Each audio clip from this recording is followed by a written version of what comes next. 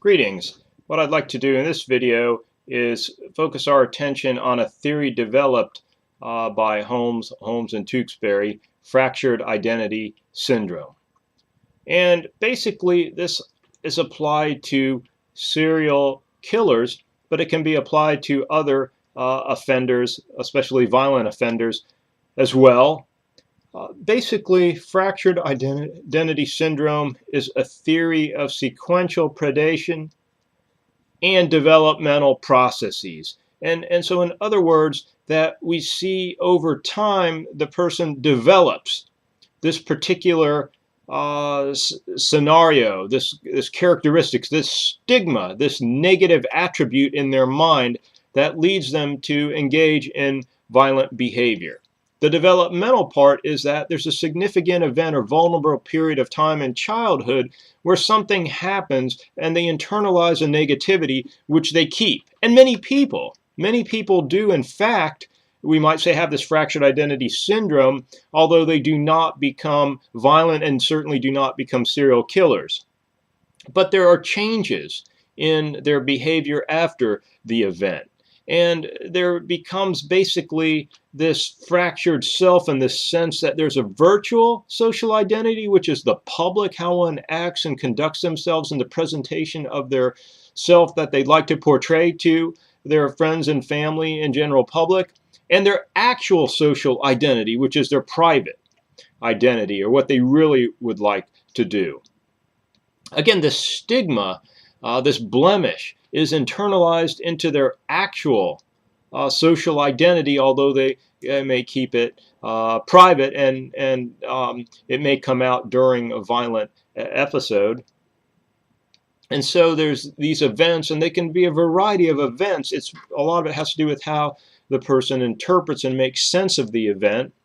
But part of the personality is fractured, or what we might say is damaged.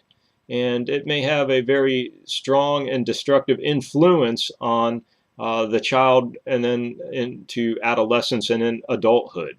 This is not multiple personality, or really what is called today dissociation. The person doesn't have distinct personalities in that sense. No, the person has different parts of their selves, but they're not separate personality entities.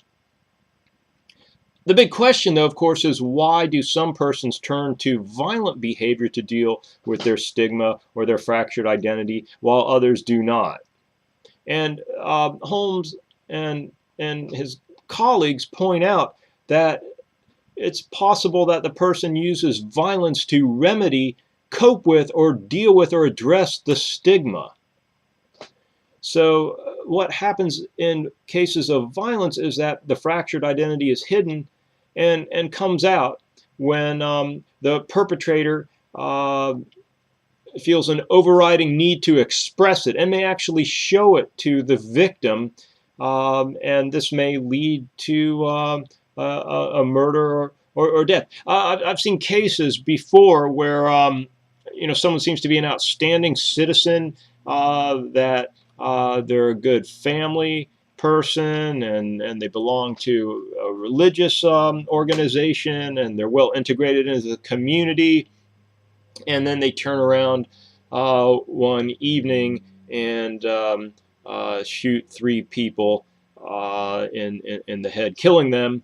And we wonder, well, what happened there? The person seemed peaceful. They weren't violent. They were highly respected, and it doesn't make sense.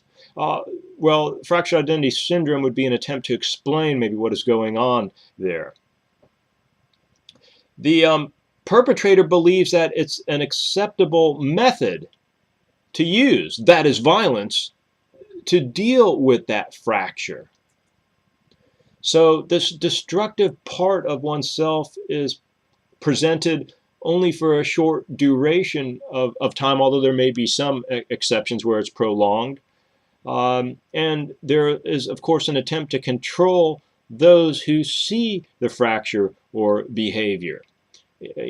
For example, after a violent episode, the person's personality may return to more of a normal sense until the next episode. of, of violence. And again, this comes from the work of Holmes, Tewksbury, and Holmes' Fractured Identity Syndrome, A New Theory of Serial Murder, which was published back in 1999 in the Journal of Contemporary Criminal Justice, volume 15. And I still think it's very relevant to use this theory and perhaps to test it out more and to expand it and to see where it fits and where it doesn't. I like this theory because this helps, at least in my own work on genocide, to begin to address some of the perpetrator characteristics, behaviors, and thought processes, especially where you have some of these perpetrators that seem to be normal, peaceful individuals, and then all of a sudden they become genocidal, homicidal, serial killing individuals, dangerous, violent individuals. And we might wonder, well, what happened there? And this wraps up this video.